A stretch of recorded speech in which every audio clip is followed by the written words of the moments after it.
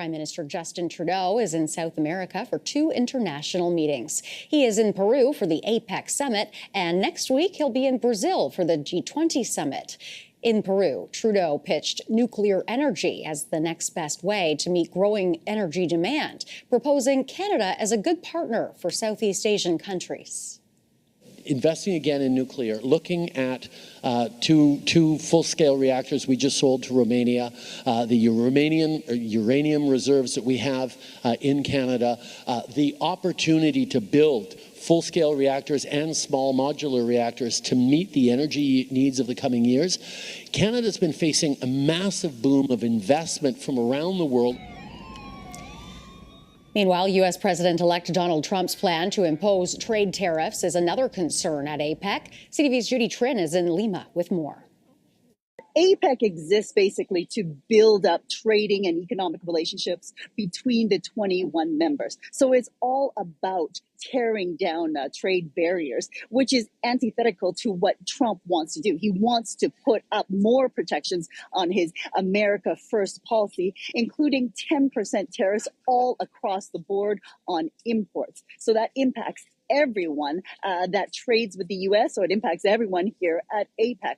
So basically what the Prime Minister has been doing is he's trying to shore up relationships, increase growth with APEC nations. And what we saw so far is that he announced yesterday that the completion of the Indonesian free trade agreement, which will be signed early next year. This is a burgeoning economy. It is the 4th most populous nation in the world. And what is interesting about Indonesia is that it has a very young population. So it is on the brink of massive growth, and Canada wants to be there. In your earlier clip with Trudeau, you actually mentioned that he was promoting Canada as a nuclear gateway. So he sees the future, and many see the future, as an AI-powered future, which needs energy, and it needs clean energy, because internationally the globe has committed to basically zero emissions, net zero emissions by 2050. To get there,